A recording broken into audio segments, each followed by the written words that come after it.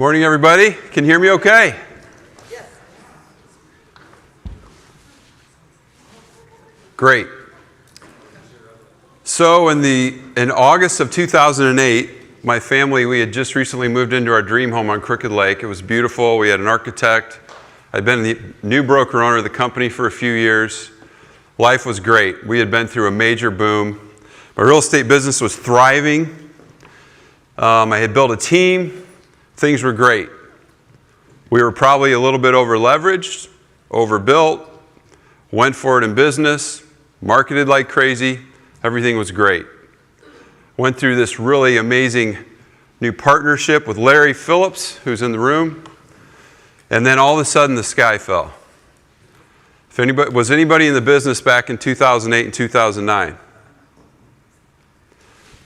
Interesting times. So at the time, I had one office. It was in Angola, Indiana. I think we had about 18 or 20 agents. And I was the top salesperson for the office at the time.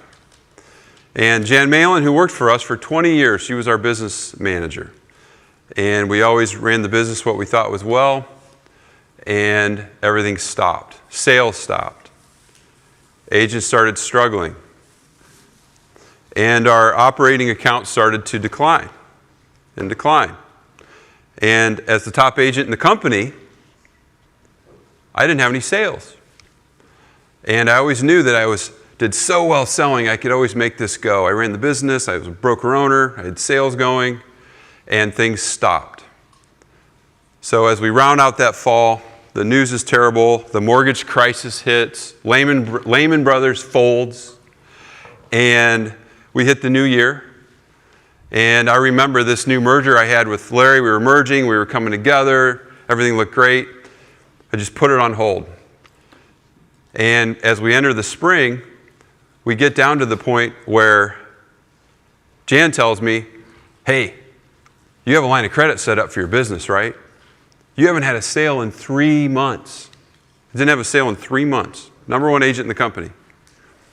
And I said, I sure do.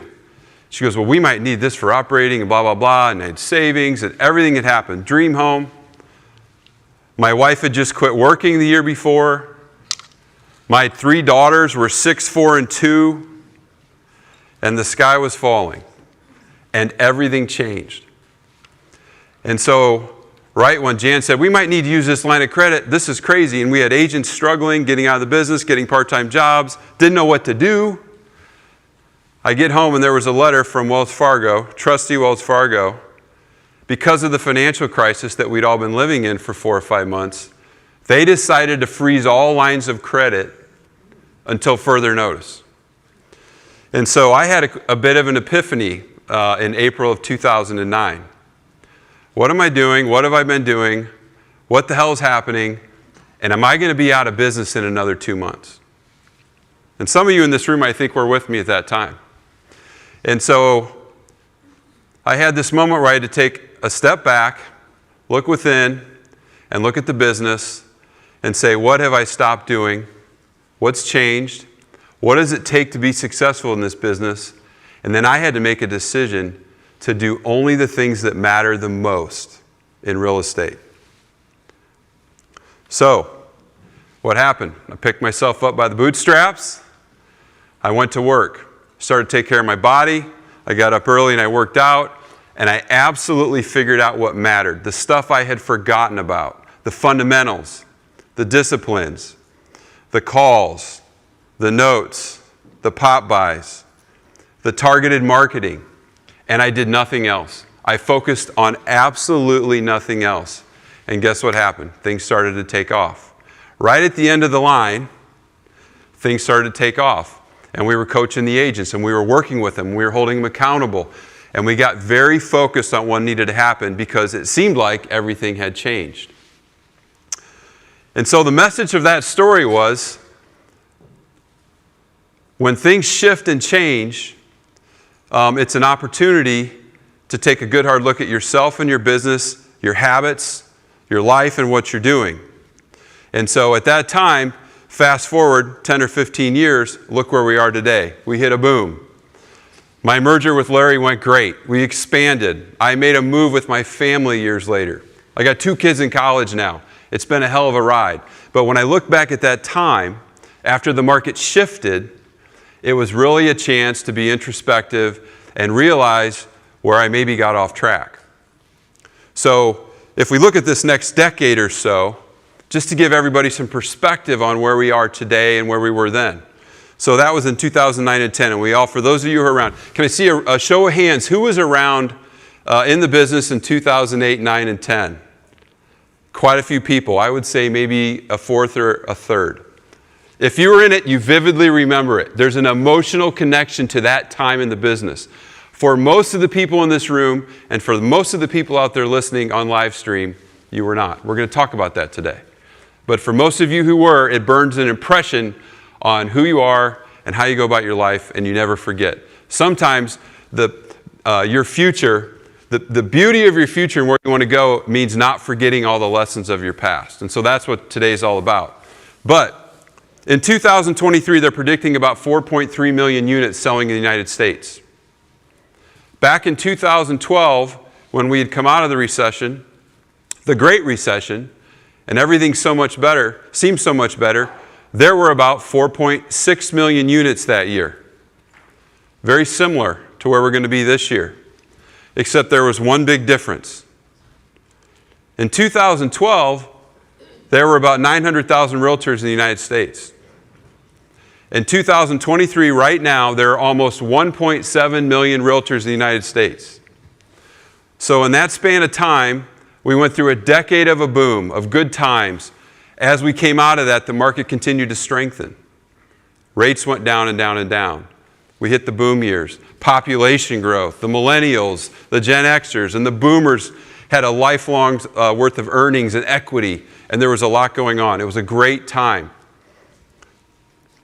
What did that do to the market and to the real estate community? Let's talk about that for just a second.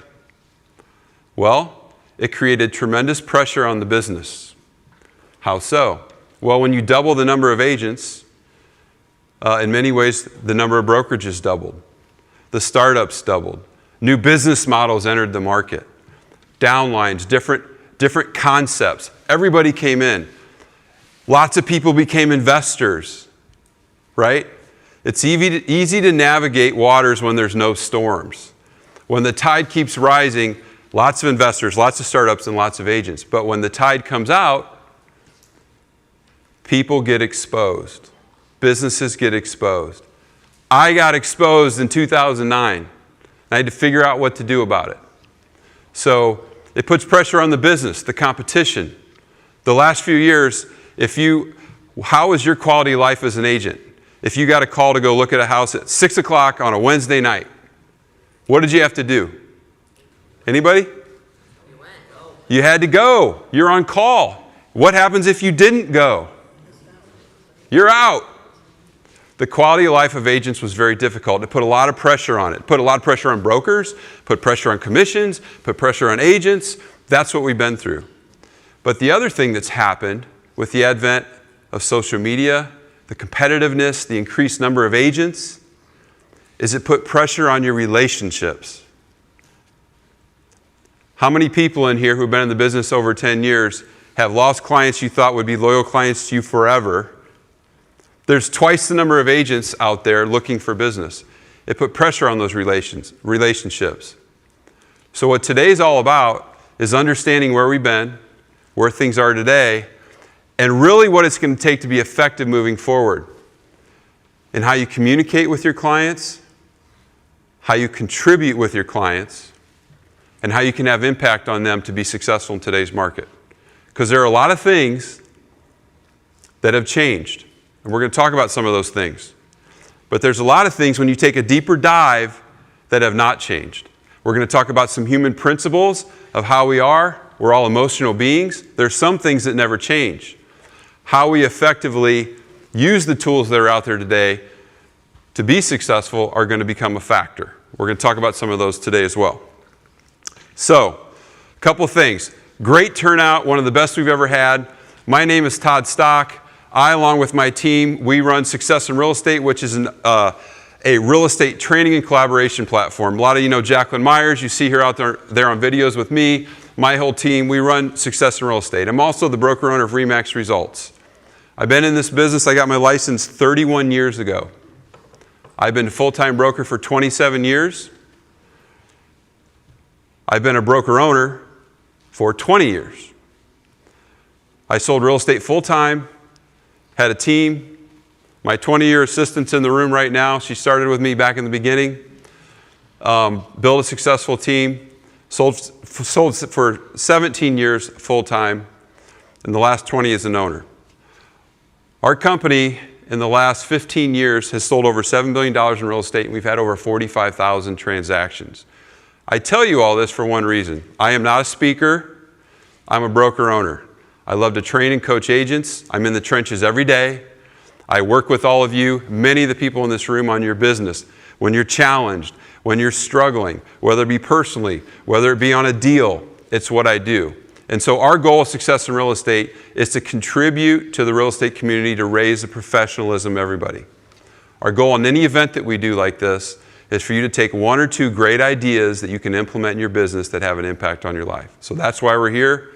That's who I am. Few things. I want to welcome everybody that's here. Appreciate you taking the time to invest in yourself and your business. It's a big deal. I know it's busy. It's a busy time of year. School started. The market starts to take off again in the fall. So the fact that you're here is great. I want you to know I appreciate it. We've got a ton of people out there watching on live stream through our friends at Hallmark, and I'll talk about them in a minute. But the Goshen office and our Warsaw office, great friend of mine, Tyler Morton, he's having watch parties in Dayton, I think the Cincinnati area. Got a friend text me from Texas today, and South Carolina, and then friends in Indy. We even have some great people who've driven up from Indy today. So we got people watching all over the country about the message today. So I want to give you all a shout out and thank you for taking the time to invest in yourself. It matters. There's a big movement right now that conferences matter again. We came out of COVID and everybody quit going to everything. When you get together today, a conversation you might have with each other might matter more than anything I share with you all. Or an idea that hopefully some of you share today in this meeting might matter more than anything you're going to see up here. So getting together, collaborating, and working together is significant. So I want to thank everybody for being here. I do have a few thank yous I want to mention. Hallmark Home Mortgage. They sponsor our events. They're all in the room right now. If you are with Hallmark, raise your hand. Okay. Thank you. Brock and Chris and their digital team are awesome. They're set up. We're live streaming the event to go out everywhere. You're all going to get a recording of this event with a lot of follow-up materials after today. All the LOs, I see Mark here. I know Tina's here. Seth is here. I don't know if Michelle's here, but I want to thank you guys for all you do as well. You make days like today possible. Also, how about a big shout out to the Mural Center because this facility is rocking. It's amazing. So these guys are dynamite. And then lastly for me, I have to give a big shout out to my team because they're amazing. This day, all the information, the content, they're dynamite. You see them walking around. They are rock stars, all of them. Barb, Melissa, Jacqueline, Melissa, Shelly, they make today go. There's a ton of work that goes into this. So I want to give you guys all a big shout out to make something like this happen. You guys are dynamite. Couple housekeeping things. Today is all about engagement and sharing a message that I think is critical for you to know about right now. But today is also all about you engaging with each other in this event. So we're going to have people in the room today with microphones. I encourage you, if you have a thought, an idea, or a question about anything I'm talking about, I want you to raise your hand. I want you to stop me. And someone will be there quickly with the microphone for you to ask a question or make a comment. If you can contribute to today, you should do it, right? And if it's a topic or a question we can't dive into today, that's fine. We'll take it offline, but we will follow up with you and we'll get all the information back to you. I also want to mention, you're all going to get a follow-up email if you registered for the event of a full recording of today along with all the supporting materials. If we mention an app, if we mention a book, if we mention some new technology, a concept, materials that we use for coaching or training, they will be in your follow-up email. So that's our opportunity to contribute to all of you to hopefully make you better. So just wanted to mention that. I want you to engage. I want you to share. Also, for all of you out in Never Never Land on the live stream, we have somebody in the back of the room watching the video. You can put in the chat or comments if you have questions you want to bring to the group or to me.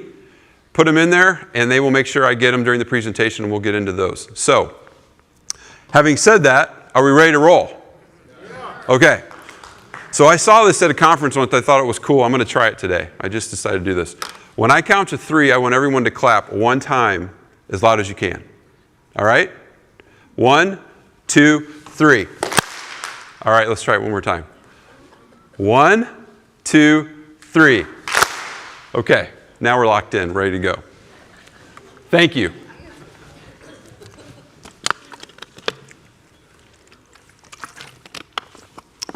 So, today, the market shifted. Would everybody agree the market shifted? Things are different right now? Is anybody slower now than they were last year? Can I see a show of hands if your numbers are down this year over last year? Right. So, we're going to talk a little bit about the market today. We could talk about it all day long.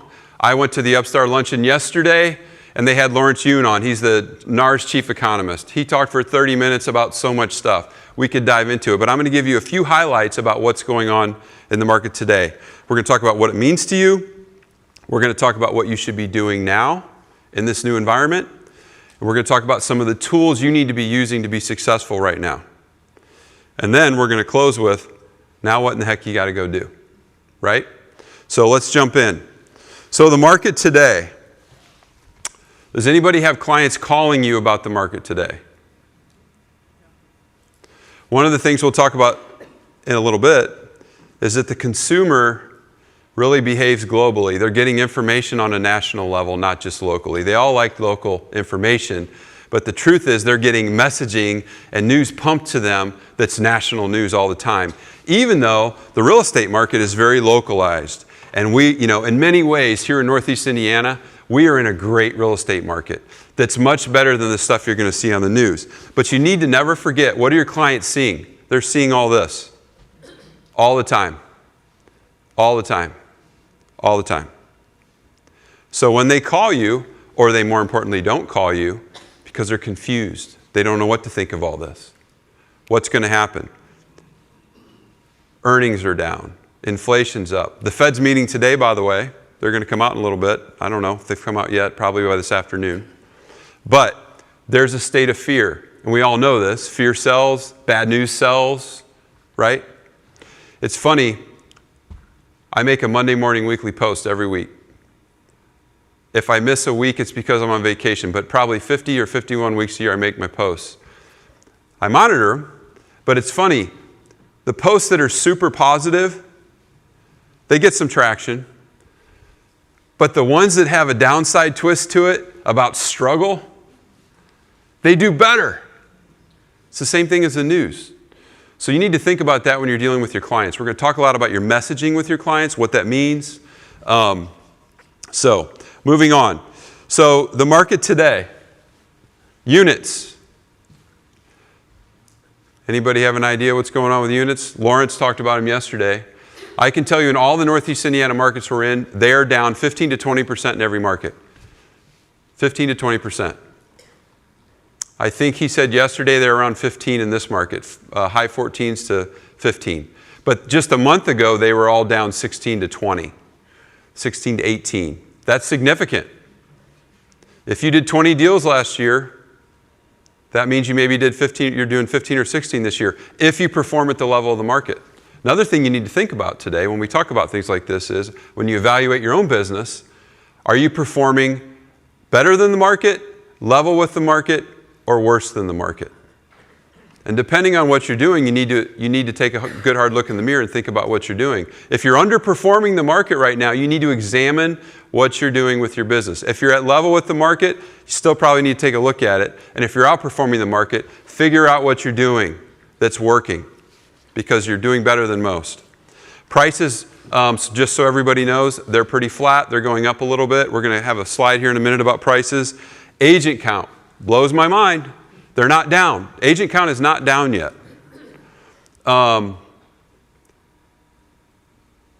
There's evidence all over of agents struggling right now, but agent count is not down yet. But I believe it will be. I think if they don't change rates, which I doubt they will for some time, you're going to see agents that are going to struggle in the business. And so today is all about, if you're committed to this business, what do you need to be doing?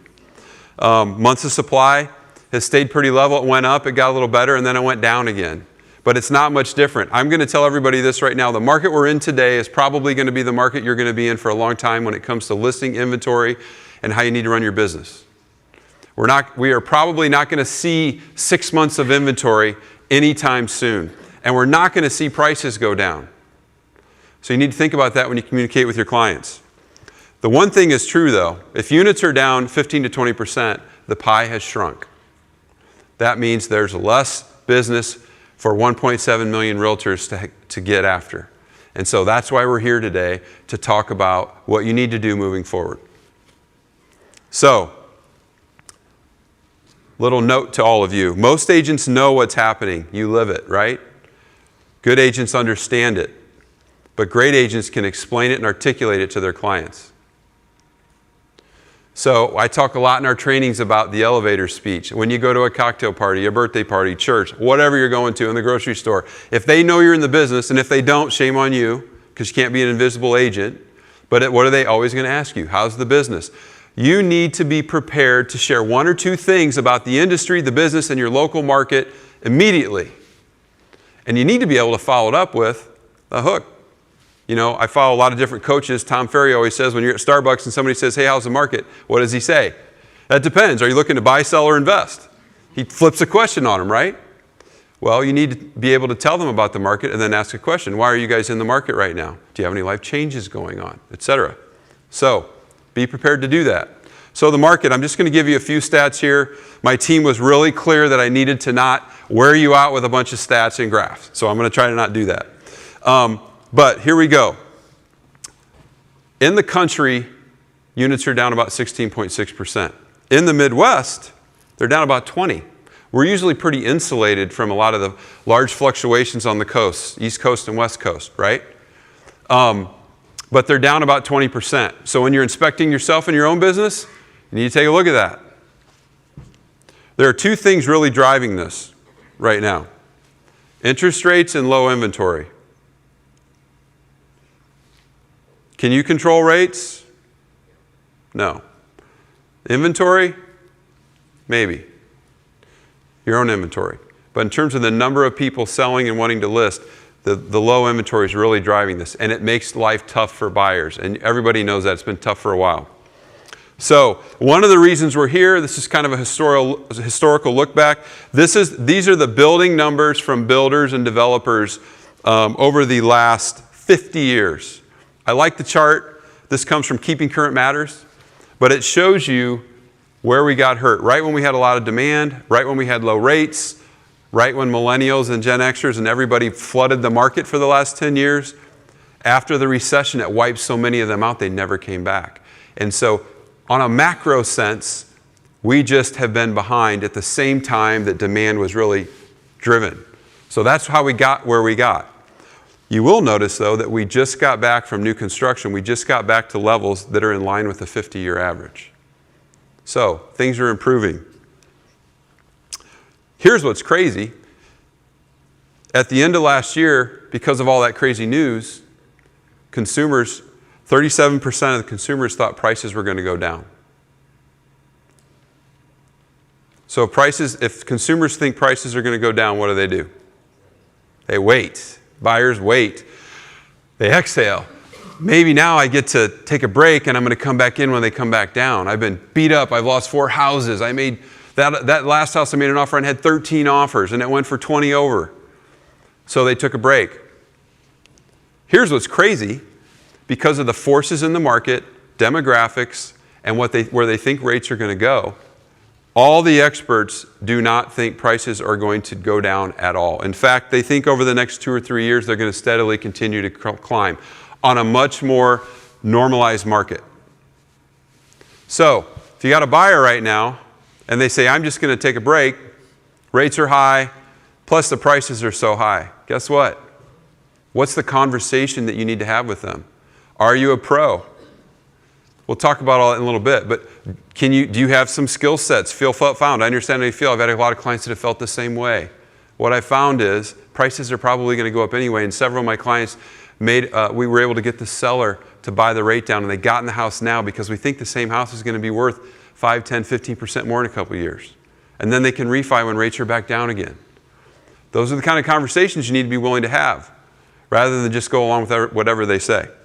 So, this is a big issue. I'm going to go back here. People think prices are going down. All the experts say they're not. There's a gap there. That's an opportunity for you to be a pro with your client base. So, we hear this all the time. 70.7% of people have a mortgage rate of less than 4%. What does that mean most of our sellers are doing right now, or homeowners are doing? They don't want to get off that awesome rate. Why would I do this? I got a killer rate. I have a killer rate. We don't want to get rid of it.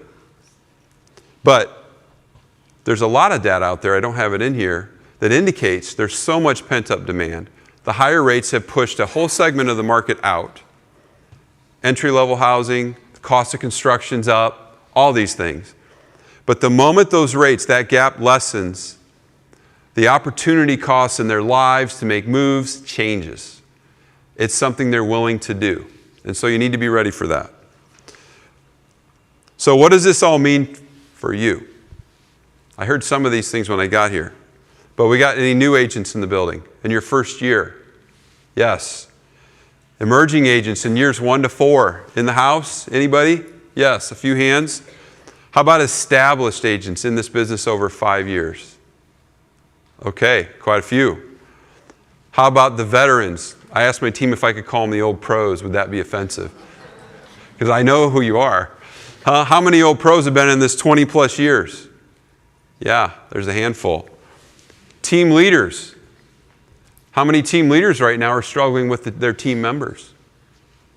And agents who are killing it right now.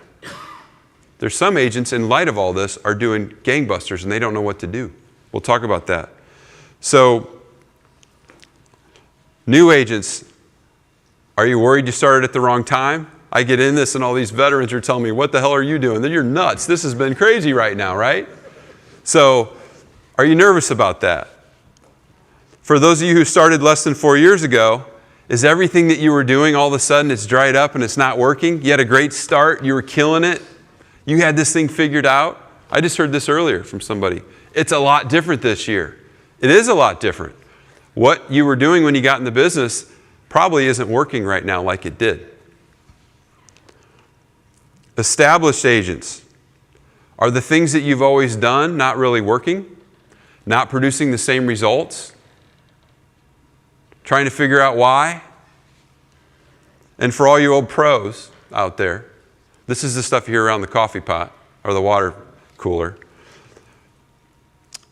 You have hundreds and thousands of deals under your belt. Are you frustrated because you keep hearing about clients you thought would never not call you back, and now they went with some other agent who you've never even heard of? Who the heck is this young punk? Took my client. I sold them 4 homes and I sold their kids 3. What the hell's going on? Right? We hear this all the time, every day. We got some agents who are killing it. They are blowing up. They're busier than hell. And they're doing a few things right. But they don't know where to go. They need systems. They need to know how to scale. And should I not build a team? Team leaders. Are your team members struggling? How do you get them productive? What do you do? Do you up your Zillow play? Do you up your Realtor.com play and try to put a Band-Aid on it? Do you offer more training? Do you have your systems dialed in? Do you have accountability for those people? All these different factors are affecting all of you in different ways. But the reality is, the market is the ocean, and that's the tide, and we all got to deal with the forces of the market and where we are in our own businesses. We're going to talk a little bit about where your clients are in their lives, but where you are in your business, you're all dealing with different things. And so a message like today is all about how can we articulate and share some information with you that has impact on you where you all are in your business, which is a little bit different for everybody. So, here's the $1 million question.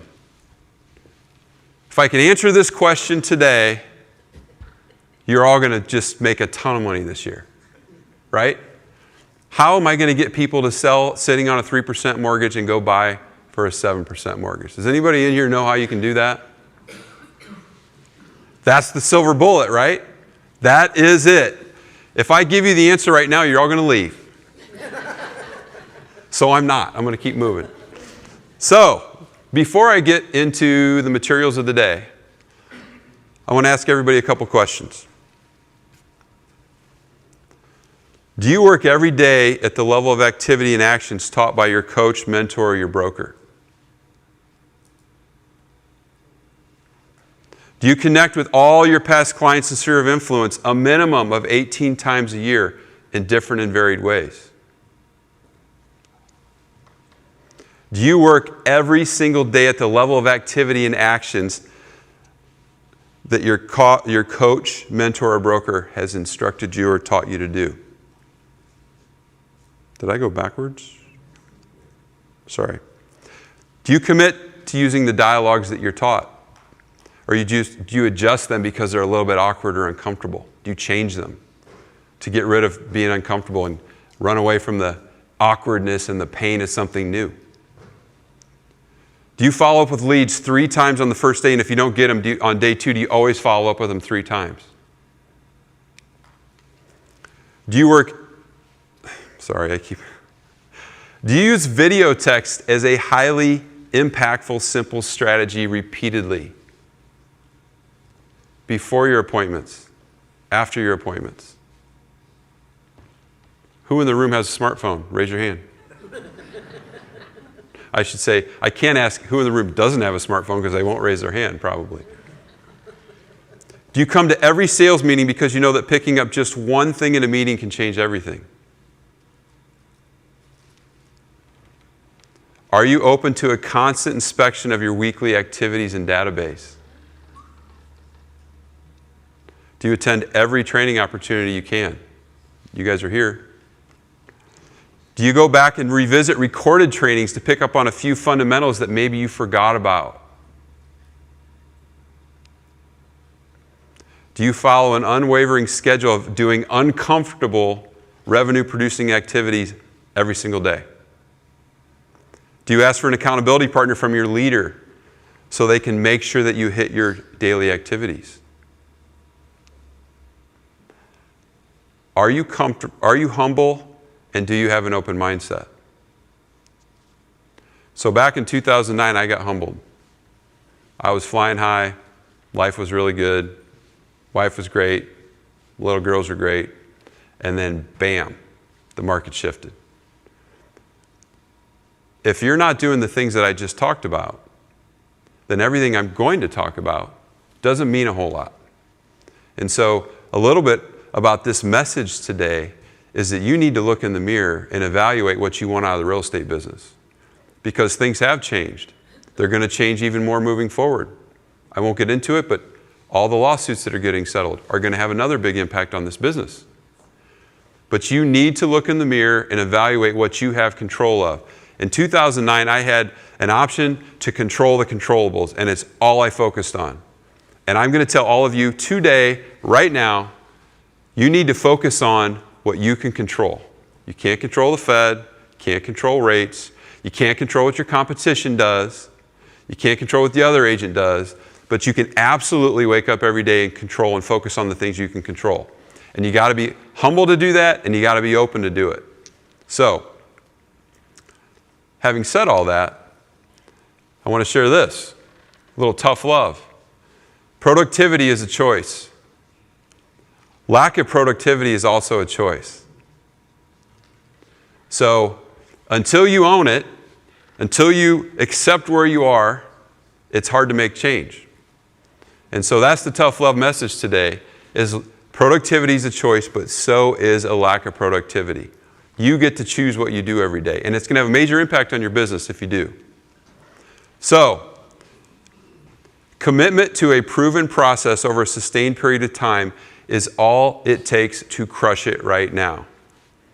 I'm not going to say survive. I'm going to say crush it. Because people won't do it. They won't show up every day. They won't be super consistent on basic, proven fundamentals that work. They might get motivated. They might get fired up. They might walk out of here and start doing some things tomorrow, and then Friday, and then next week, and then by the end of next week, they quit. They stop. They don't give proven fundamentals and great things enough time to take hold. So I'm going to say it one more time. A commitment to a proven process over a sustained period of time is all it takes to crush it. I'm going to call them out right now. Eric Thrasher's in the back of the room. A lot of you in here know Eric. Those of you out in Dayton and Cincy, you don't. He's one of our top agents. He's having a top 2 or 3 year in his career when the market's down 20%. Every single day I go in the office, he is there every day between 9 and 11 a.m. making calls. Circle prospecting, making calls into his database, and doing the work and following up with people. Every single day. The market's down 20%. He's having one of his best years ever. It's all it takes. Some of the challenges about what I'm going to talk about today is everything works if you do it, but you can't do it all. So, any questions or comments so far? Okay. Bueller? What should we be doing? So I have made this mistake where I talk a lot about skills. I took a great pride in being a highly skilled agent, knowing my stuff, having the disciplines, knowing the dialogues, objection handling, everything I could do. I want to say, Brad's back here, used to refer all his lake business up to me. I took a lot of pride in being able to be a top-notch agent.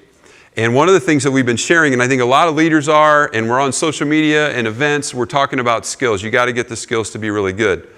The problem is, skills don't matter right now as much as execution. We're not in a skills-based market. We're in an execution-based market. In my 20 years as an owner, all the agents that I know that have been highly successful, the most successful, it's all been about their ability to execute. It's not been their skill level. It's not been their network. It's been their ability to execute. What do they say? It's the doers, not the dreamers. We all have dreams. We all have stuff we want to do. But the people who relentlessly execute on what they want to do and they take action, they are the ones who absolutely win. I can't tell you how many people have worked for our company that came to me and said, I'm going to do this campaign or this card. And I thought, man, I don't know. That doesn't look that good. I would not send that out. And by gosh, she sent those cards out, and she sent them out every month and sometimes twice a month. And every time she got a listing, she did circle prospecting. And every time she sent out another ugly, terrible postcard that I couldn't even stand to look at, she became one of the top agents in her company within 4 years because she sent them out every single time. So what does that mean? What's this really all about? Skills matter, but they're secondary to action. You have to just do things. So before we get into all the stuff you could be doing, the deal is this. You have to get in this mode of acting.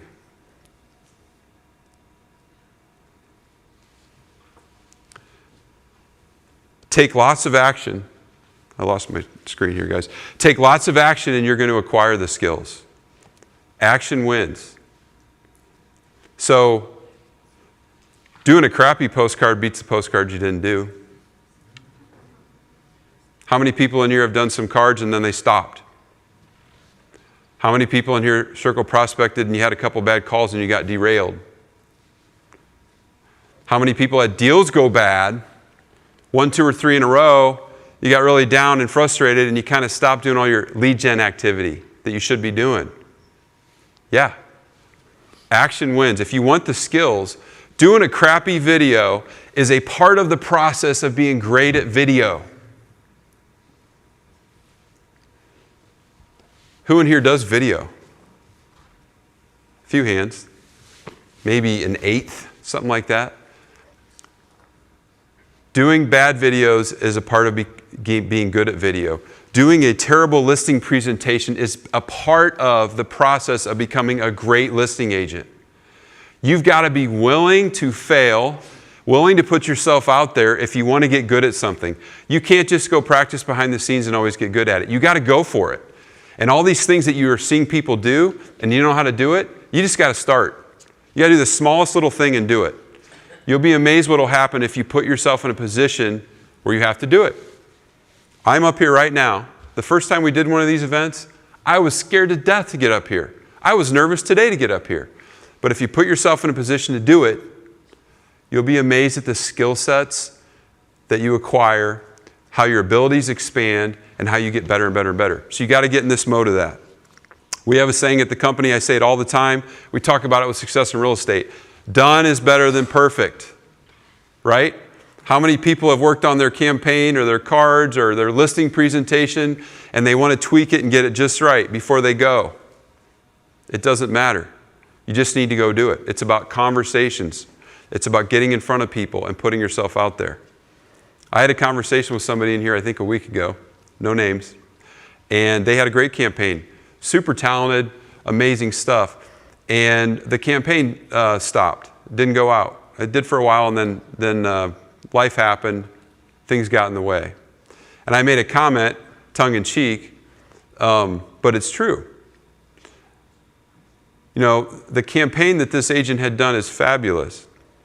But had they gone and just done the recipe cards with the casseroles on them and mailed them out 12 times, they might be further along than all the amazing cards that maybe they designed. I'm not saying you can't do it all, but you need to understand yourself, you need to be honest with yourself, you need to go for it. So, done is always better than perfect. I went live yesterday for this event, I think it was yesterday. I wasn't quite sure what to say, and I finally said, you know what, the hell with it. I just hit live and went boom, and I had to go. And were they okay? They were fine. They weren't great. I could have had a better messaging. I could have scripted it out, and I could have done it, but I just did it. I hit send, and I went to work. And guess what? I got moving. There's another guy online that I watch. I saw a clip, he said, I thought this was amazing. Most people take 1 week to make a decision. Because what do? We belabor it, we beat it up. I'm the worst at this. If my wife was here right now, she would throw me under the bus in 2 seconds. Terrible at it. Most people take a week. He has a rule on his team. When we have a decision to make, we beat it up and we make a decision within 1 hour. Every single time, no matter what. Even if it's a wrong decision. We make the decision, we move on. And then we make another decision, and then we make another decision. And he said, for most people, it takes them a month to make 4 decisions. They make 7 decisions in a week. If you want to leverage your life and your business, start making decisions faster and move forward and not be afraid to fail. 7 decisions in a week. It'd take me a month to do that right now. It really hit me. I saw it 2 weeks ago. Think about if you were making decisions and moving forward in your business at that kind of a pace, how much further along you would be. And how often is it you finally belabor and you beat yourself up and you make a decision, you're like, God, I should have done that a month ago. Should have done that a week ago. Why did I wait? Get yourself in that mode. Done is better than perfect. So, gone are the days that you can just react and be transactional. I've been saying this for a while. When we were in this crazy market and we were talking about I called it, lots of agents, the phone was ringing off the hook, you're on call, and it's all the low-hanging fruit, right? Leads, Zillow, Obsidy, Realtor.com. You're just going at everything as fast as you can. That's slowed down. And when units slow down, being reactive is not doing anything to drive or grow your business. You didn't need all the skill sets. You didn't need to go in and have the disciplines and habits and routines in your business. So now you do. So, a couple things. Not only is being proactive imperative, this new market's going to require double the activity to get the same results. Tom Ferry, just saw this last week, said it used to take 10 conversations to get an appointment. Right now, with all his coaching clients, it's taking 20 conversations to get an appointment. How many of you are committed to having 20 conversations a day in this room? One hand went up. It was Eric, by the way. The dude's doing it right now. Are you that committed? Because if you want to do 10 a day, that's fine, but it's going to take 2 days to get one appointment. That means you're going to get 2.5 appointments a week. Do you know those kinds of numbers? Are you willing to just have the conversations? It could be a text, could be a call, could be an email, could be at Starbucks. But are you willing to do it? It's going to take more. So let's jump in here on how to succeed in today's market. All right. I've been talking about this for a while. All the noise. Folks, we're competing with the likes of Apple and Nike for noise, for mind share. Right? How do you get through to these people? People think and act more globally because of the web, but you're working in this hyper-local market. How do you cut through that? How do you cut through the connection of brands like that and the noise and the social media and everything going on? There's a fundamental human principle that you need to apply to everything that you're doing now in your messaging, your social media messaging, your postcards, your mailers, your client events, whatever you're going to do, you need to think about this. People don't remember what they're told. They remember what they experience. You've heard it a different way. People don't remember what you said. They remember how you made them feel, right? In the new market, in the new economy, people want to experience you before you work with them. You need to shift your thinking about how you can create that experience for your people in your database, your sphere. Maybe it's a geographic farm. How can you do that? I think this is a big shift. This is something that I think has changed in terms of how we do it. So, big shift here, I think, philosophically. You need to find a way to practice contribution and abundance with your people. Anybody heard of the book, The Go-Giver? Great book. It's awesome. Some of you may follow Buffini. He talks about the whole give, ask, receive process. You need to be willing and find a way to contribute with abundance to your people, to wherever you're marketing. How can you help them? Consistent contribution of valuable educational content with no expectation in return. I'm going to pick on Anna real quick. She's from Warsaw in the bourbon market. She contributes and gives not only to Riley, but to her community at a level like no one I see. And that community gives back to her in a way that I never see. It's unbelievable. But you have to give with no expectation in return. So whether it be your database, whether it be a neighborhood, whether it be your clients, the experience your clients are having, you need to just get in this mindset of that. It's called the abundance mindset, by the way.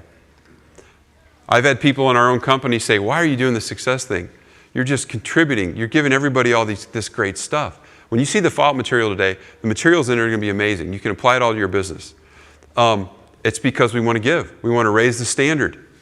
And when we do, business works out just fine. People who contribute with abundance not only keep what they have, they grow. You need to take that mindset on in your business with your people, period. So, how do you do it? This is a little bit of a tongue twister, but we call it message to market match. Speak to your ideal customer where they are. So you need to start thinking about your buyers and your sellers. They're all at different places. So often, though, your marketing is one message. And when it's one message, it doesn't speak to everybody, right? You may do a new home buyer flyer or postcard or post. Social media accelerates all this, by the way. But think about sellers who want to sell, but they don't know how to get out right now because of the rate. They don't want to get off of it, but they might need to, right? Buyers who want to buy but can't. Buyers who have lost several homes. Think about your messaging and speak to them where they are. When you do that, you cut through all the noise. A couple things I'm going to share with you guys today that you've experienced. When I started the meeting today, what did I talk about? I talked about all the agents and the different places that you are in your career today. I hope I connected with you at some level with where you are. You need to take the same concept and apply it to your database and to your geographic farms and find ways to communicate to them, because one message isn't going to hit everybody just right in your database. But if you're varied and you find different ways to communicate with them, it's different. I read this quote yesterday. Melissa found it. It was amazing. Screaming louder in a noisy market doesn't get you seen. What you really need to do is find the right ears and whisper the right words at the right time, the right way. That's powerful. That is true marketing. That's what's changed. Anybody in here watch Gary Vee? Gary Vaynerchuk? He's amazing. YouTube Gary Vee. Google him. Off the charts. He has built online social media branding businesses that blow you away, but his messaging and how he articulates how to get to your people is amazing. So this right here, in terms of your marketing, think about this. Let me just, I'll riff on this. We'll come up with an example. If Scott, up in the front, sees on social media that good friends of his he hasn't seen, or a client had a baby, or they had a grandbaby, or their kid won the cross-country meet, he calls them up and says, hey, how you guys doing? I saw Annie won that meet last week. That is awesome. How are you guys doing? I just want to say congrats. Or you send him a note. Or you send her a note. Does that cut through all the noise?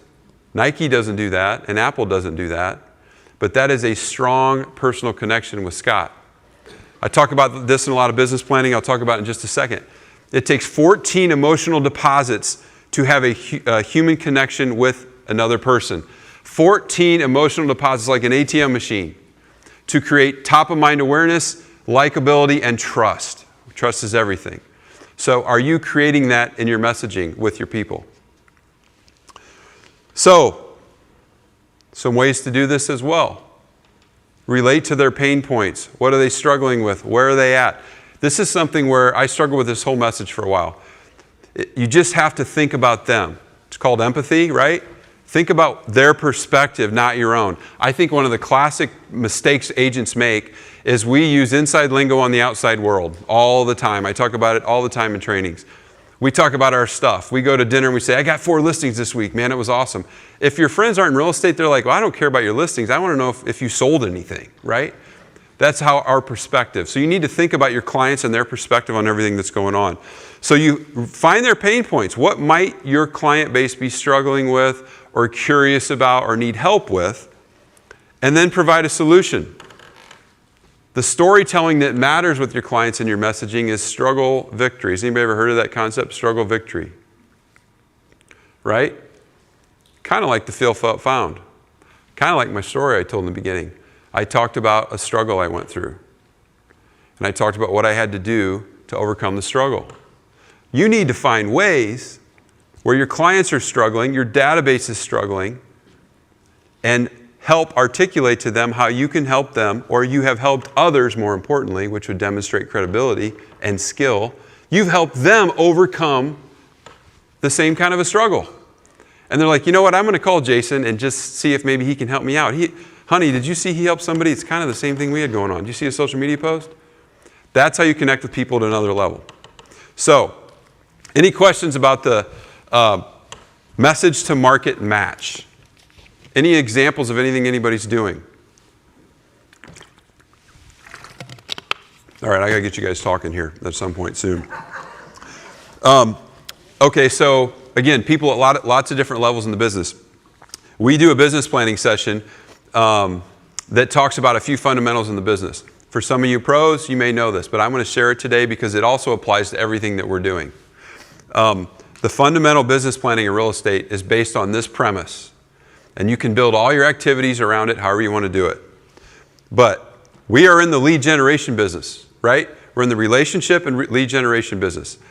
The service of providing real estate services is a skill that you have, but we're in the lead gen business. And would you all agree that having leads, a steady flow of leads, solves all your problems? Right? What does it do when you don't have enough leads? You get, I heard somebody say desperate. You get desperate, yes. When you go on a listing, do you think they can just see it all over you that you need the listing worse than anything? Right? So, when you have a steady flow of leads, you're in a position of power. You can do things right. You can make decisions for the right reasons. So, I'm going to answer that question now. How do you get somebody to get off their 3% mortgage and go buy at 7%? Anybody?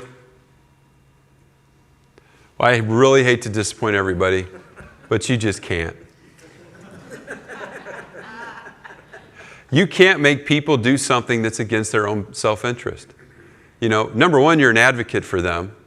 You have a fiduciary responsibility to your clients, so you need to be doing what's in their best interest, contrary to your own, at all times.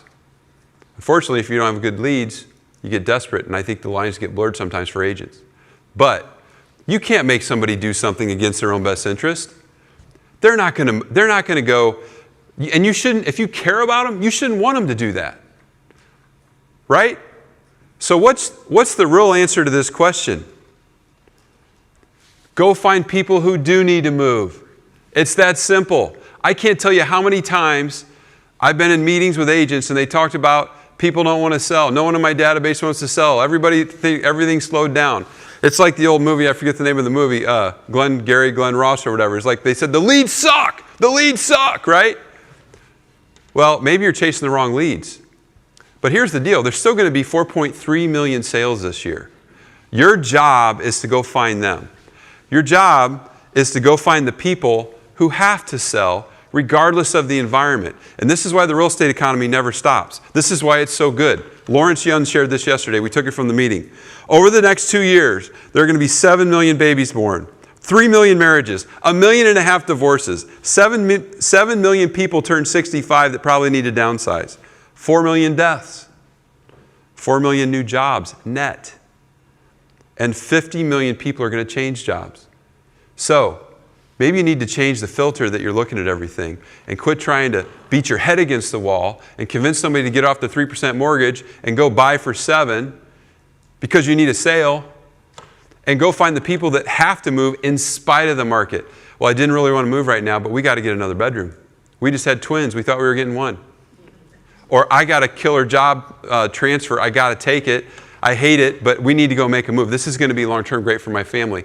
That's the mindset you need to have, and that's why you need to double your activity and you need to pour in your people with messaging that's stronger and find the people that need your advice and your help to make moves right now. So it's out there. By the way, they predict next year there's going to be significantly more business, and then the following year in 25, they're predicting another boom. Because they think rates are going to go significantly down, and all these people that have been sitting on the sidelines are going to flood back into the market. So what you're doing now is going to matter. If you do it now, if you don't, you may not be around for that boom, for that next run. We got a question in the back. Tug. Todd, I think you'll be good at answering this on the fly because you aren't ready for this. But I think I'm seeing from this slide here, now granted, all those numbers are not here in Indiana, especially not in Northeastern, but we've got our share, okay? But am I making the right connection between a previous message about making 20 conversations, is that how you put it, 20 conversations? So you've got to talk with however many people you've got to talk to find the one that had the new baby, the one that got married, the one that got a divorce, etc. Yeah, but I think I wouldn't even go that deep into it. I would say however you want to do it, whether it's circle prospecting, geographic farming, whether it's your database, people you know, of a club you're involved in, you just need to have more conversations every day, wherever you can. Now, it's much more effective and efficient if you're like Eric and you have a system where you know where you're calling and you know the people you're going to call and you have a process. But if you're willing to have more conversations every day, you're going to win. I think, period. I think you're going to find these people when you're doing that. And if you're really plugged in with your marketing and your messaging and you're on social media, you're going to find a lot more of them. So I'm not saying go chase the ambulance and go down to, read the paper for all the divorces and all that stuff. The point of this is there are a lot of people that need to make moves in any market no matter what's going on. Life drives the residential real estate market. So I guess that was my point. One other thing I want to mention, since we're on conversations, I want to share this with everybody. Another coach I follow shared this. The conversation about having great skills or not, and just taking action, here's a tip that maybe can have an impact on your business right now. Lead gen calls, conversion calls, right? That's a big buzzword right now. Can you convert leads? Maybe you don't need more leads. You just need to convert more leads that you're already getting. We have KV Core. Some of you have that, some don't. Whatever you're using for leads, if you get cold leads that aren't from your database, lead calls that are under 2 minutes are not very effective and are not very successful. Under 2 minutes on the call. Lead calls that are over 2 minutes have a significantly higher success rate in converting the lead. Leads that are over 7 minutes have an exponential massive return greater than calls over 2 minutes. So what's the lesson here? Keep them on the phone. Have a conversation. They're going to put you in their process or you're going to put them in your process, right? I wasn't going to talk about this, but I will. One of the old trainers, Floyd Wickman, had a program called Sweat Hogs. It was awesome. It was dynamite. But he used to say, he called them roping questions. He had this goofy old cartoon and a lasso and how you want to like reel them in. And it was who, what, why, where, when. So when you're stuck and you don't know what to say and you're on the phone and they're coming at you, you say, oh, really? Well, when was that? Oh, really? Why? When did you want to do that? What's that all about? Just start saying rope. I want to rope them in. But the point of the whole thing was you need to find ways to engage and pull them into the conversation and make connections, but keep them on the phone and talk more. What are their needs? When are you moving? Oh, really? When is that? Congratulations. How long have you been there? Just go through those conversations. But if you can have the conversation go over 7 minutes, your conversion rate goes up exponentially. So maybe a little takeaway for you. So here's the rule. I want to share this with everybody. We do this in our business planning. If you had a 100-person database, I can guarantee you, if you do the right work, you can do 25 transactions. If you make 18 to 24 emotional deposits with 100 people, here's how it works. Everybody, every person, and many of you in our company have heard this, everybody's going to come into contact in a full year with at least 5 people that are considering buying or selling real estate. 5. Church, parties, school, kids stuff, whatever. Work. 5 people. So if you had a 100-person database, that means that you potentially, with your database, they're exposed to 500 real estate transactions next year. Now, people hear that and like, well, that's crazy. You're not going to do 500 deals. No. The conversion rate, if you do it right, is 5%. 5, if you do it right. But it's controllable. You can control, if you have a 100-person database, you can control that. And if you can, you're going to convert referrals for 25 transactions. How many in here would be happy with 25 transactions next year? I think we overthink it. It's part of what a message like today is tough because we overthink it. We all want something, we want a silver bullet, we want something new and sexy that's really cool. But that's it. If you just had a 100-person database. So I'm not going to get into all this here, but I love to use the bullseye analogy because it talks about your people, right? The people in your center of your bullseye are the people that like you, trust you, and will think about you whenever they can, and they are your advocates. Everybody else is these varying layers. Your marketing needs to be working people to the bullseye or getting them off your bullseye. But 100 people, 25 deals. If you want to do 50 deals, build a 200-person database. We can walk you right through the process. What I want to share with this, I'm going to go through this really quickly, but when you talk about a plan, we just threw up an example here. These numbers are all examples. They don't mean anything.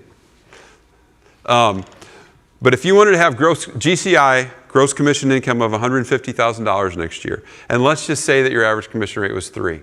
That is for example purposes only. I want to make sure I'm saying that.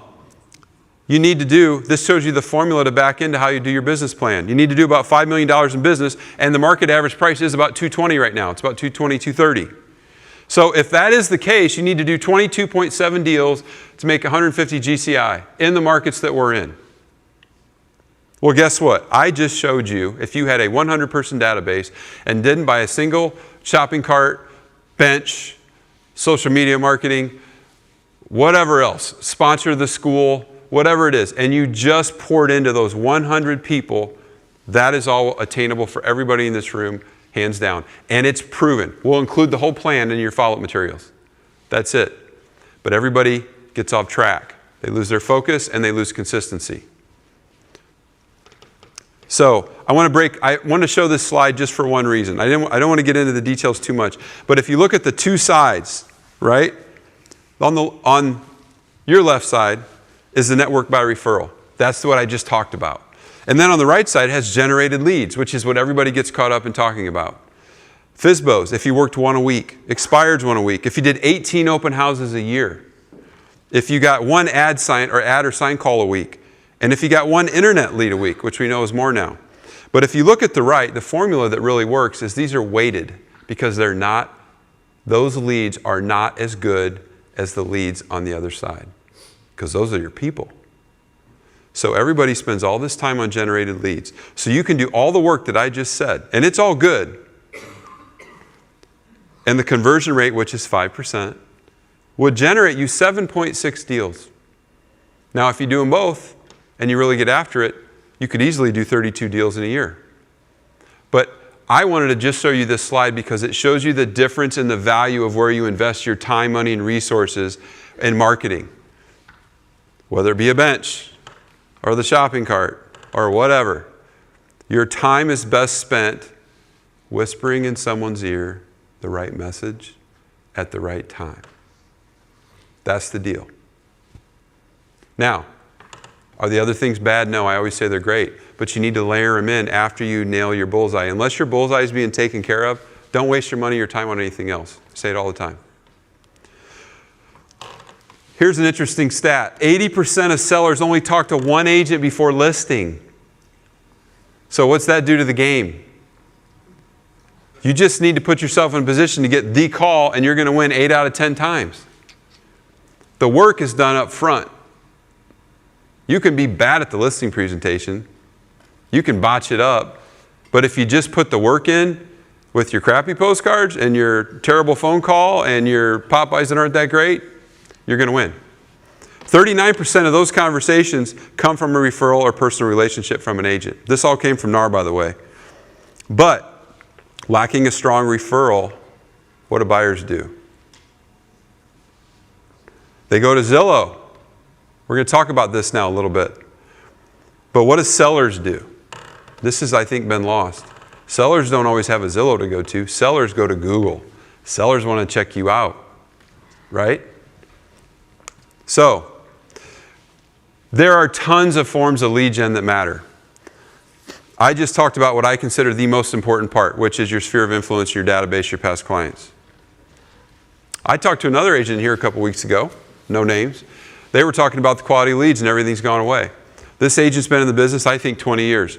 Amazing agent, super great. When they get in front of people, they're dynamo. But they're talking about leads and lead gen. And I said to them, and I'm going to say this to all of you, especially you old pros and veterans, do you know how many new agents right now would kill to have your past client list and database? And they would mine that thing like crazy and they would kill it. So I think you all need to look in the mirror and say, are you doing the work that you need to be doing? Because it's a gold mine. So, lots of different things. I don't want to spend too much time going into this. If anybody wants me to take a deeper dive into any one of these topics, I will. This was the challenge of my day because we do sessions on all these things. But the hard part is they all work. The great part is they all work. So what do? You need to pick the things that you're going to do. Google reviews have become powerful for people that want to list property that don't have a referral. But I think it's gone to another level now. Even if you get a strong referral from someone, from your sphere, that says, hey, call Jeremy. Guess what they do most of the time now? They will still Google you to check you out, right? So your online resume and presence needs to be important. They might go to Facebook and check you out. Depending on their age, they might go to Instagram to check you out. Just depends. But they go to Google more often than not on the seller side, and I think that's a piece that's gotten lost in the last several years because Zillow's kind of dominated our market, right? So we're going to talk about Google reviews. I'm going to pick 2 or 3 of these just to go into today, and one of them is Google reviews because I think it's going to matter. Circle prospecting. Does anybody here circle prospect when you get a listing? Some. I saw one hand. 2. It's powerful. It's a reason. How many times do I talk to agents and they don't want to make calls because they don't know what to talk to them about? Well, if you get a listing in a neighborhood, you got a reason to talk to them. I'm going to share a little bit of info about that. FSBOs and expireds, I'm going to give you a couple tips on that. The $1 million question for both of them. Geographic farms. Anybody geographic farm areas? Some? Yeah, more. Great. Open houses. Video text. Everybody in this room has the ability to do a video text right now, but you don't. We'll talk about why you don't in a minute. Social media, it's huge. I think almost everybody's in here on it, engaged at some level. Closed Facebook groups. We did a session on that. What an amazing way to take your people, create a closed Facebook group of just your peeps, and then you can love on them. You can share stuff about your life. That messaging I talked about, message to market match, you can totally dial it in and accelerate it on a closed Facebook group with your people. We've had some in here doing it. I know Tina's done it. I'm going to call her out. Hey, at Starbucks today or tomorrow, give them my code or my name and coffee's on me. Just to her closed Facebook group. How cool is that? And then if they go, they might take a picture and say, thanks, Tina. And then everybody else in her feed, in her own group, gets to see what she's done. It's a deeper connection. And then client events. We call them CAP events. They're a big deal. There's a formula to do that too. How to promote them, how to get them here. So, consumer behaviors change with these online practices. I keep saying this. While real estate's local, consumer behavior is not now. So you got to learn how to play that game. And that is one of the things that has changed. Online reviews carry as much weight as personal referrals in many cases. So when we say you must fortify your ability to convert personal referrals, you're going to have to work harder than ever before to maintain the people you have. Remember when I talked earlier about your people are under attack? Social media is a big part of that. For the veterans in the room who aren't staying in touch with their people 18 times a year, they're getting picked off from social media, opportunities for other relationships. But even if you get the personal referral, they're going to go to Google to check you out. So you need your Google reviews to be dialed in. So who in here uses Google reviews? All right. Who in here has more than 10 reviews? Who has more than 20? 30? 40, 50, one hand. So over 40, one hand. One of our agents in Warsaw, he's killing it. He's doing over 100 transactions a year. I talked to him recently. He has over 100 Google reviews. He's dialed in on Google reviews. Our top agents work as hard on reviews as they do getting listings. What does that tell you? So I'm going to share a little clip with you about Google reviews. What you need to be doing to get them. I think I did a little, one of my training tip videos a couple months ago on Google reviews. And rather than me talk about it, I'm just going to play my video. And it'll give you a quick little outline on what you could be doing to get Google reviews. Maybe it's another takeaway for you guys today.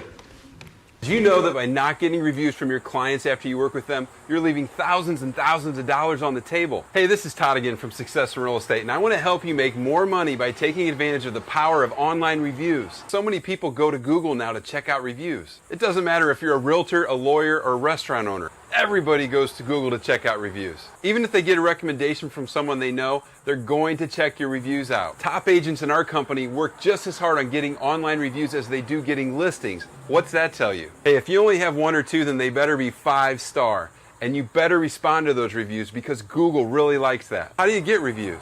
How do you build this up? Well, here's what you do. At the beginning of the relationship, you're going to ask your client, hey, after all this is over, would you please give me a 5-star review on Google? Pretty simple. And then you're going to say, listen, your experience is the most important thing to me as we're going through this. If anything comes up, communication style, the frequency of communication, please let me know so I can correct it. And they're going to say yes, and they're going to be impressed. Then after everything is over, you're going to call them up and say, hey, do you mind if I send you a link so you could give me a good 5-star review on Google? And they're going to say sure. Then you're going to send them the link. Once it posts, you're going to reply to the review because Google really likes that too. Then you're going to screenshot the review and you're going to post it on Instagram and on Facebook because this is social proof, and social proof is really important. And guess what? This costs you nothing. Nada. Get out there and start getting reviews today. Okay, so simple enough, right? That's just effort. It's work. It's not hard. But it needs to become a part of your process because it's a major factor. So I want to encourage you to do that. I'm going to throw in some takeaways here just for you guys. If you have questions you want to talk about it, let me know. Circle prospecting. A lot of people don't know how to get a hold of people where they do that. There's some great technology that you can use to get information to circle prospect neighborhoods. RedX. I know a few people that use this, many don't. It allows you to get phone numbers of people in neighborhoods, areas. If you want to circle prospect around a listing, or you're looking for listings and you want to make phone calls and you want to go into that neighborhood, RedX works for you. It's powerful. It's a way to leverage technology to do some of these things. Who in here has Slide Owl? Who's ever heard of Slide Owl? We shared this at another meeting. Slide Owl is scary because it's an app on your phone that allows you to call people on a cell and go directly into their voicemail. You don't have to talk to them. I know that texting's become more popular now. I think Slide Owl might even let you text now, do mass texting. But more importantly, if you want to get really savvy, Slide Owl allows you to leave group voicemails on cell phones. So if you really want to get it together, get RedX and get all the numbers of 10 homes each way on a new listing you get, drop them into Slide Owl, and leave them all a voicemail and says, hey, this is Todd from Reactive. Just want to let you know I just listed the house down the street. You maybe saw my sign. It's going to be listed at this price. We're doing an open house this weekend. If you or any friends you know would like to go, shoot me a text or give me a call. This is my cell, but we're really looking forward to helping the Smiths make their move. If you want to pick your neighbor, let me know. Boom, boom, they all get a voicemail. Game over. Nobody's doing that right now. It's really powerful. All right, I'm going to talk real quickly about for sale by owners and expireds. Who works for sale by owners in here? Anybody? Who's scared of for sale by owners? Two things I'm going to tell you, and if you want to know more about these things later, let me know. The $1 million question for sale by owner. Do you still want to sell your home? The great part about calling for sale by owners instead of cold calling is they're already qualified. You know they want to sell. You may have to call 10 or 15 people or 20 or 100 to know if they want to sell. But if you call for sale by owner, you know they do. But the question is, by the way, do you still want to sell your home? They do. They're trying to sell. But what does that mean? Yeah, of course they do. And then you go into the scripts and the dialogues and the process that we talk about. We can send you guys that too. But the question is, can you be their broker before you're their broker? Can you help them? Can you contribute with abundance? Serve them with no expectation in return. I made a living my first 5 years in the business off for sale by owners doing just that. I literally helped them before they hired me. And if they were successful, good for them, I helped them. Half the time they let me sell them their next house, probably a fourth to a half of the time back then, I ended up getting the listing. So work them, but that's the question. Moving on, expireds. We haven't had to deal with expireds for years. But the $1 million question on expireds is, if you really want to know what the deal is if you don't mind me asking, why do you think your home didn't sell? And then, shut up. I've talked about this before. You typically ask them, hey, do you still want to sell your home? I saw it's off the market. And then you say, if you don't mind me asking, why do you think it didn't sell? And man, you're going to hear it all then. You're going to hear how horrible their other broker was and how many deals they lost and how bad they were. But you're going to hear about pricing, the market, you're going to hear about everything. Social media. I mean, I think social media is just this 800-pound gorilla that's hard to make sense of right now, other than everybody's on it and how do you be really effective with it. But it is definitely a powerful tool to accelerate all the things I'm talking about. It's just a tool that affects the same human principles that we talked about earlier. Comment and like, send private messages. It's an opportunity to connect with them offline. Talk about what your buyers are looking for. Talk about events, businesses, support other people. Social media is also a way for you to contribute and help other people. One app I want to share with everybody. Metricool.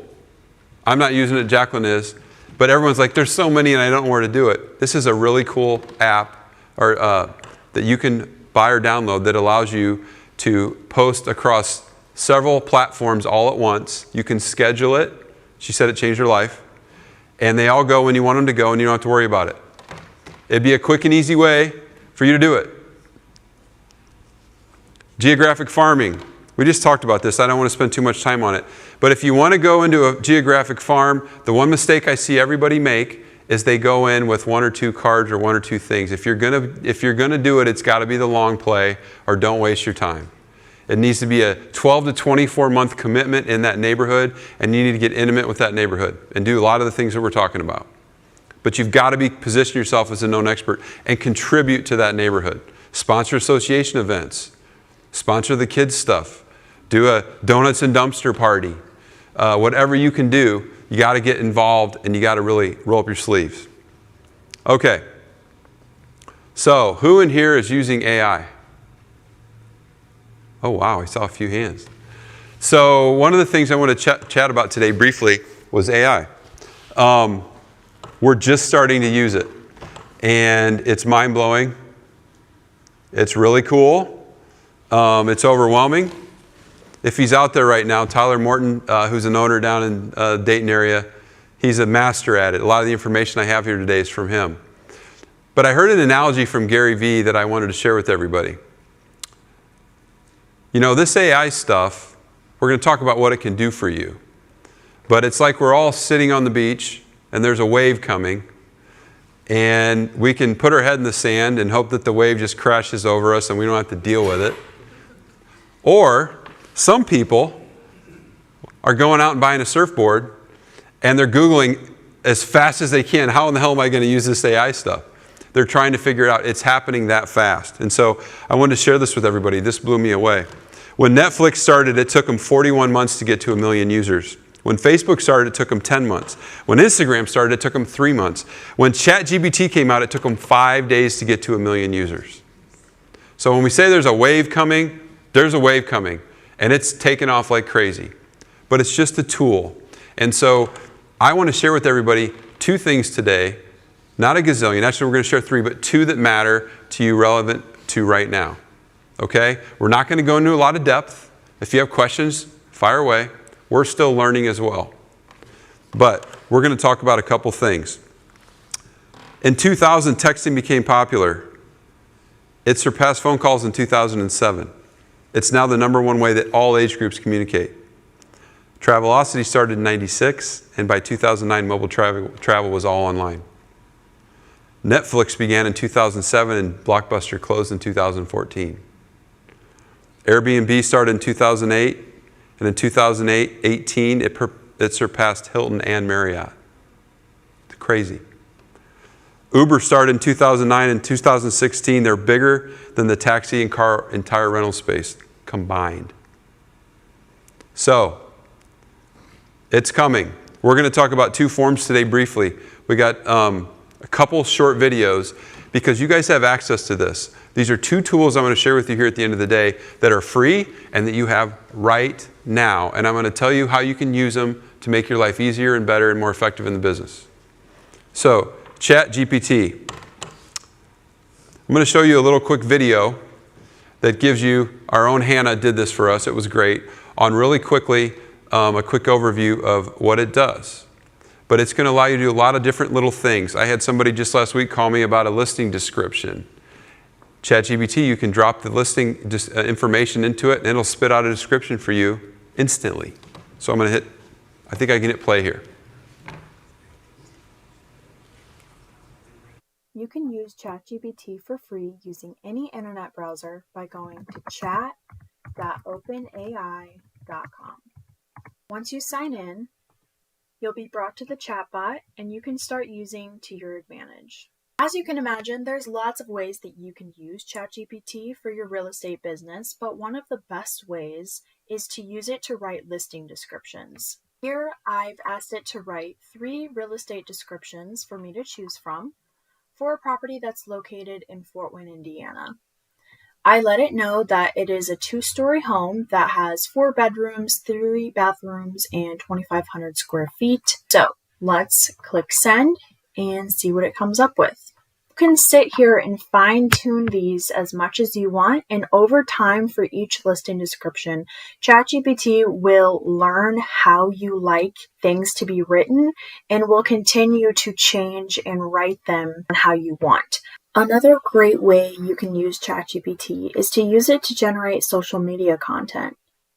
For example, I wrote, generate 5 common mistakes first-time homebuyers make and how to avoid them. So we'll enter that, and then we can simply copy and paste that is generated here into Canva and create some infographics based on them. One I did on understanding closing costs, types of closing costs, who pays for closing costs, and budgeting for closing costs. And this was all generated by ChatGPT. I didn't have to change a thing. I just copied and pasted and made it look good in Canva. Other ideas for ChatGPT include writing a bio for your website, video or call scripts, email campaigns, or even taglines for your business. Again, just go to chat.openai.com and start playing around and see how you can use ChatGPT to your benefit. Best of luck! All right, so is anybody here using any of that stuff? I see a few. It's really powerful. It's not going to replace us. It's not going to do a lot of things everybody's scared about. But I hear agents all the time say, I don't know what to say. I don't know what to post. I don't know what to write about my listing.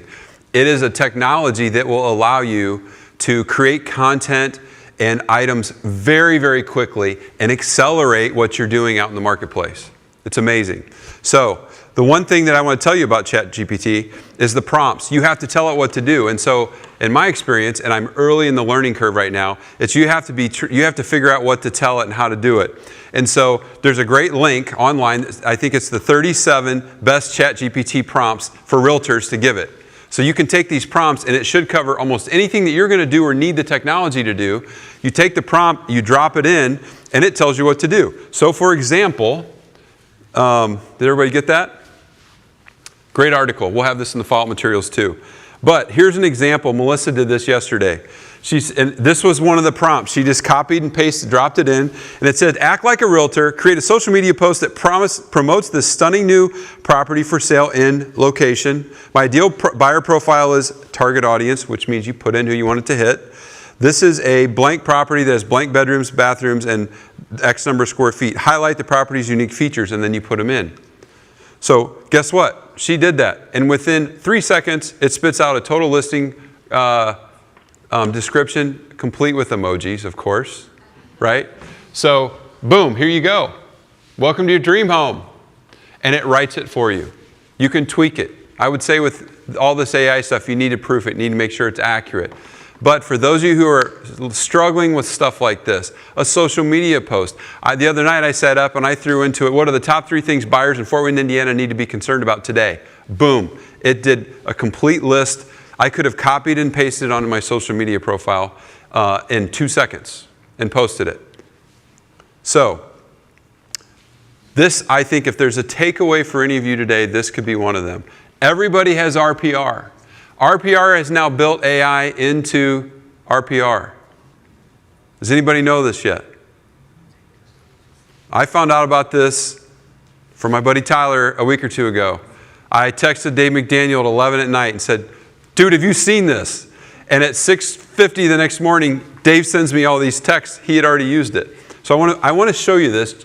Hannah did a crazy video, but RPR, which gives local market data, it allows you, with its built-in AI, and you all have this today for free, to plug in the market segment that you might want information on, a neighborhood, a zip code, etc., and it will give you things you can do. So watch this video. This is something you can put in play today. The RPR AI scriptwriter can be used to create content in videos, social media posts, marketing campaigns, mailers, and more. In order to create a script, go up to the Research tab at the top and select Residential Market Trends. From here, you can select a county, city, zip code, or neighborhood. You can create a script for the Market Trends indicator that displays key metrics for whatever market you've chosen. Simply click Create a Script, select your tone, choose your audience, and select whether you would like a video script, a social campaign, or to analyze metrics.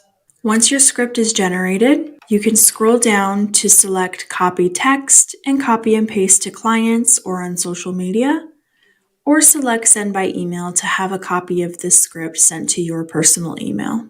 Happy scripting! Is that amazing? So if you want to do a mailer to your client base, to a neighborhood, if you want to make a social media post, or if you just want to take your 10 or 20 conversations a day and text your people, hey, I want to give you a little update on the market. Hope you guys are doing good. This is what it did. This is what I got from Dave. Hannah was great. She threw these up. So he texted them to me, complete with emojis again. But it talked about the market, what was going on. You could cut in half. You could use all of it. You can create video scripts if you're worried about video. And it'll give you a video script on what you could talk about instantly. You don't have to create the content. You don't have to come up with it. You need to check it. You need to modify it. You heard somebody say this earlier. What's really cool about it is that it learns what you like, and it starts to tailor over time messaging the way you like things to be. You can even give it instructions on tonality and what the ways that you would like things to be said. So really powerful stuff. Any questions about this? But RPR has it today right now. Yes, Eric. Can we have it eliminate the emojis?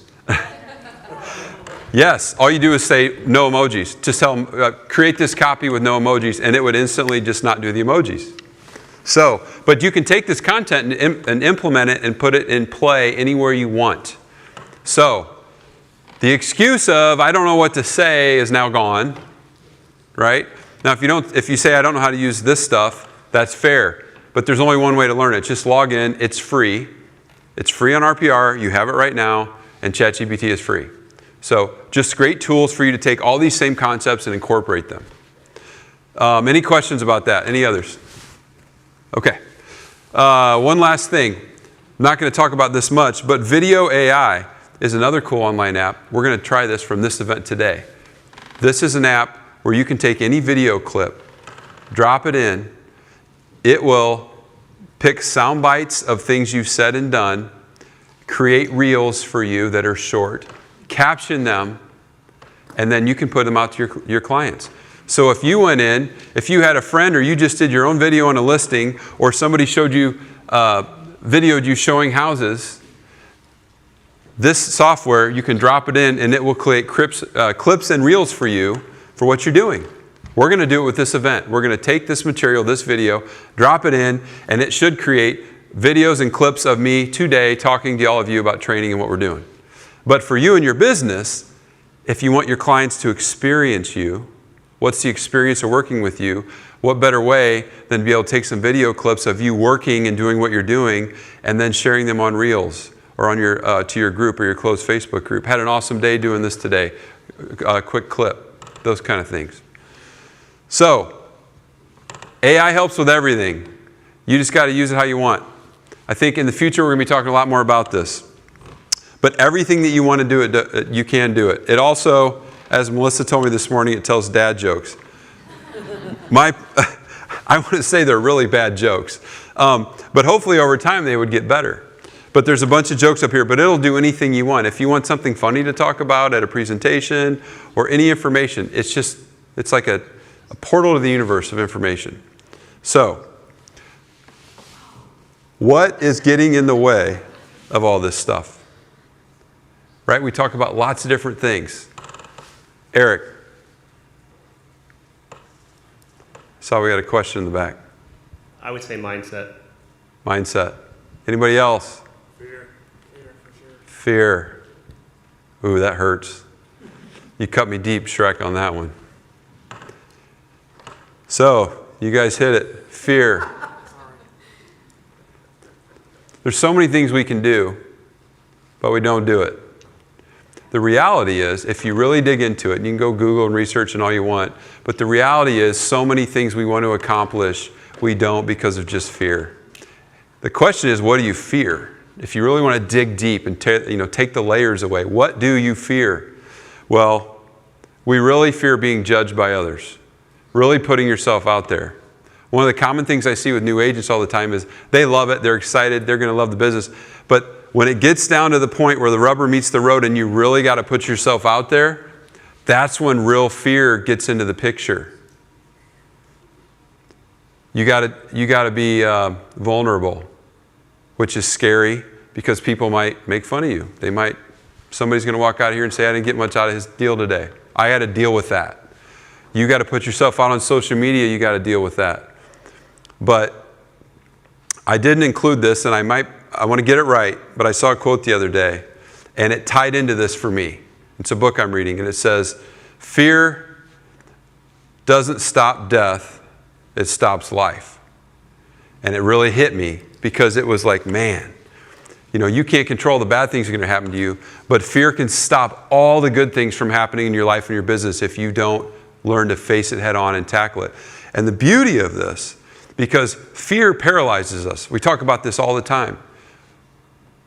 Overwhelm, too big of goals. I get scared, fight or flight. You shut down. We are literally wired to shut down. The amygdala in your brain shuts down when you're scared, fight or flight. Lion's going to chase me. What am I going to do? I don't think about anything else except run, try to stay alive. Fear is the same thing. But here's the other deal, and I talked about this at the beginning of the day. Action stops fear and overwhelm. When you act, it turns off the part of your brain that's fight or flight. It shuts it down because you're doing something. It's positive momentum. And when you act a lot, you create skills. Your crappy videos get better. Your listing presentations get better. Your postcards get a little better.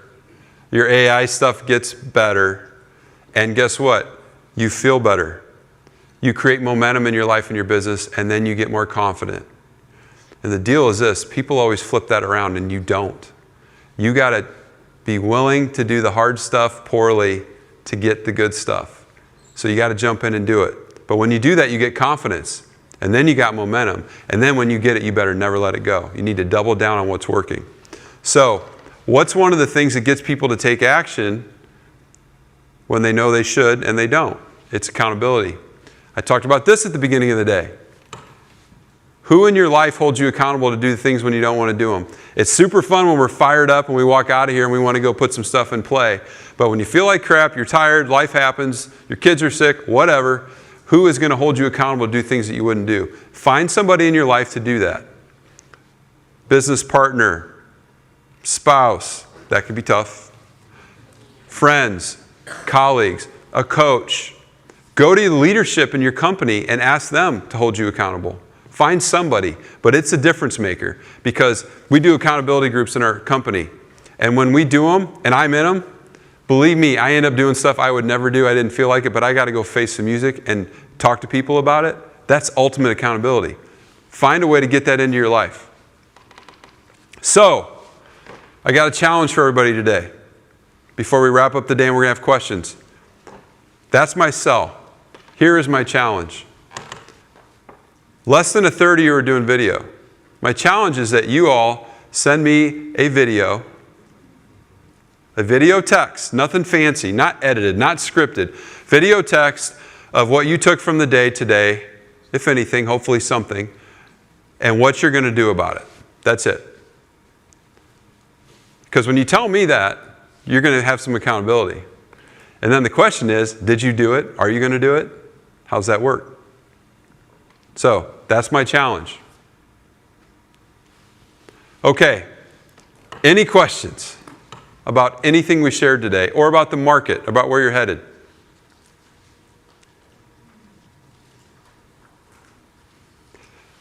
Yes, Anna.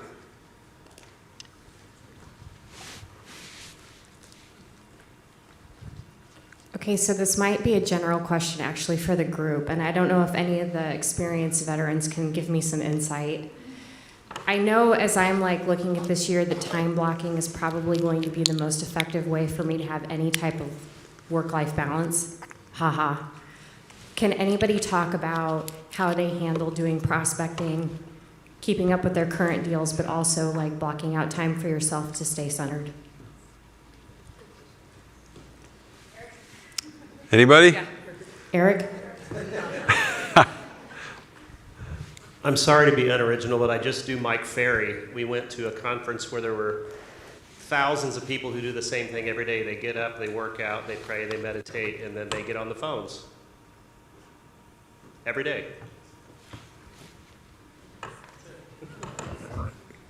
It's great. Tina. Man. Oh, Tina, then Tug. I just wanted to ask you personally, but I guess I'm using a mic. So then, You do that every single day without question, but then when you have meetings to go on listing appointments or show houses, you schedule that. Truth be told, 90%, but most of the time we do not do anything else during that time. You can just make a choice to not do that. It doesn't sound fun, and it's not fun, but that's what we do, mostly. Tug. Would suggest that the life balance concept is a myth. So put that out of your head. But I'm not giving up on the concept. The concept needs to be energy management. What are the important things to you? You have a pretty clear set of values, as I recall. The Power of Full Engagement, I believe it was a book. I know it was a cassette series that Buffini did with, I think his name was Schwartz, decades ago.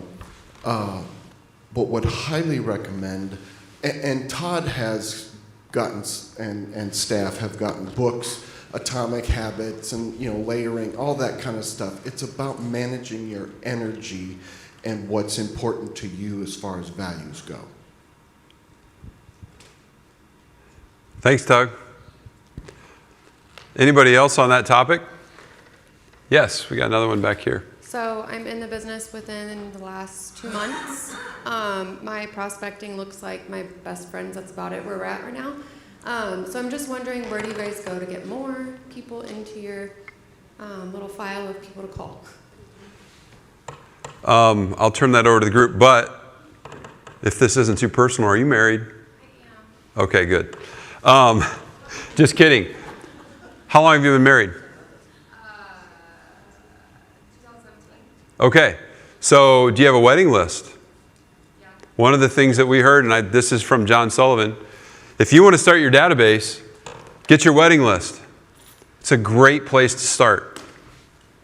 Some may not be people you want to have on there now or not, or they've moved away, but your wedding list is a great place to start. And then there's a lot of things you can do, activities you can do to have conversations to get people into your database. A lot of the Buffini training talks about it. I think it's the mayor campaign, right, Dave? Engaging with people, telling them what you're doing, and then saying, hey, by the way, I share a lot of real estate information with everybody in my database. Would you mind if I shared information with you monthly that might be relevant to the market? And if you ever need anything, let me know. And they'd say, okay, great. Yeah, that's fine. Okay, great. Can I get your address and your email? And by the way, what's your cell phone? And that's a way just to kind of build your database over time. There's lots of ways to do it, but the wedding list is a wonderful list to go back to get started on something like that. Sorry, I can't see out there very well with all these lights. Anybody else? Hopefully, did that answer your question? Yeah, they all know. Oh. Okay, so did everybody hear what she said? They all know realtors, though. Doesn't matter. Do you think, so they're probably not going to like everybody on that, all their realtor friends, right? So one of the things you need to do is, everybody knows a realtor. Everybody, everywhere. And so if that's the case, the whole market knows a realtor. So I think you just need to maybe sit back and think about how you want to connect with them. And maybe be willing to set aside your fear of putting yourself out there in front of them, because they might reject you, may not want to work with you, and you may see them work with somebody else. And that's tough. But that's part of the process. But a lot of those people, I think you would be amazed at how much they would love to work with you, and maybe don't even know you're doing this yet. So anybody else in the room have anything to share with her about that, or for me? Todd, I do. I came home to Indiana after several years in Montana. I was licensed in Montana. When I came home, my sphere had bought property several times maybe, and they had moved out of the area. But regardless, I reached out to them. I was fearful. I talked to everybody, and you can't stop talking to people. Work with your list. Other lists that you might have, people that you meet, get their names, send them a card. Talk to them about, meeting them in line at Kroger or wherever it may be. Excuse me. And just keep your name out there. You can spend that money generating your sphere. You'll save money over buying leads, and you will have that personal relationship. And always make sure that you give them something of value. Whether it's a quote, something you learned today, a $1 lottery ticket, they're going to remember you. And it will take time, but they will come to you, and don't be afraid to ask them for names of people they may know. Yep. Good luck to you. Sit back and think about a way to contribute to those people on that list and have an impact on their life. And you'll be amazed what's going to happen. And for new people out there, it takes only a couple wins to get it, to experience it, I should say. Because we're all telling you this, right? But until you do it and have the courage to do it when you don't know you're going to get a result, but when you get a win, you're going to experience what happens. And for all of us who've been in the business for a long time, we know. But once you experience it, you internalize it, and then all of a sudden, it's going to be a lot easier to do that. But I mentioned this earlier, when the rubber meets the road with new agents, that is it. It's putting yourself out there with a group of people. It's a big deal. But if you start, you'll be amazed what will happen. Any other questions or comments right now? We have another one back here. And actually, ChatGPT will help you with that. If you don't know what to say to them and you need a heartfelt message or just something really quick, ChatGPT will seriously do it for you. If you want it shortened, you guys get to shorten it. If you need something a little bit more specific, it will do that. So if you don't know what to say to the person you ran into at the grocery store, stick it into ChatGPT and it'll handle it for you. It's amazing. It's hard to get your head around. It can give you almost any answer you need to almost anything. Thank you, Shelley. Any other questions or comments? I thought I saw a hand a minute ago. All right. So, we have a couple giveaways today. We always recommend some books that we think are amazing, that we encourage you to read. And so, we have some door prizes. These are all amazing books that I would highly recommend you reading. All right, we ready? Yep. Okay, the first book is Mindset. Amazing book about fear of failure and being willing to fail faster.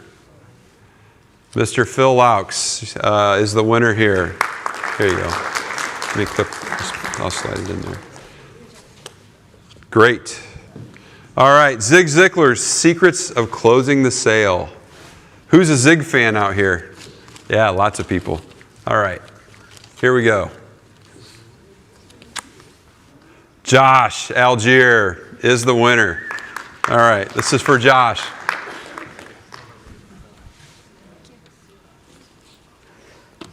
Amazing book, Never Split the Difference by Chris Voss. Read this book, it's amazing. He was a hostage negotiator, and so many of the fundamental principles he teaches in this book really apply to what we do daily. So, all right, we'll see who we get here. Teresa Rose Stuckey, she's the winner. All right, here you go. Okay, How to Win Friends and Influence People. Talk about connecting at a higher level. This book is amazing. I read it when I was 20. I just reread it 2 years ago. And I just told my daughter, who's a junior in college, you need to read this book. It's going to matter more than all that other stuff. She thinks I'm nuts. But Jessica Griffin, you are the winner. Here you go. What do you know? That was serendipitous right there. Congrats. Enjoy. Okay, last book. To Sell is Human. A lot of what we talked about today was a human connection and using technology to leverage that. Who do we got? Jeremy Bracey. Here we go. Anyway, thank you, Jacqueline. The lovely Jacqueline Myers. Most of you know Jacqueline. Thanks, Jacqueline. So anyway, I want to thank everybody for being here, for investing some time in yourself. I hope you got at least a couple things you can apply to your business. If anything, maybe a good reminder of what you got away from, some fundamentals in the business, some great new tools to leverage moving forward to accelerate your amount of activity that you're using. Take this stuff, take just 1 or 2 things from today and execute in your business. You don't need to do 10, just do 1, just do 2, and you'll be amazed where you're going to be to have a strong finish to the end of the year. So all the follow-up materials will be out to you within the week, by next week, I'm sorry. You'll get all that. If you have any questions, feel free to reach out anytime. I'm looking forward to your videos. That might be a little stretch outside your comfort zone. Should be fun. Have a great week. Thanks for the time, and have a great finish to your year. Appreciate it.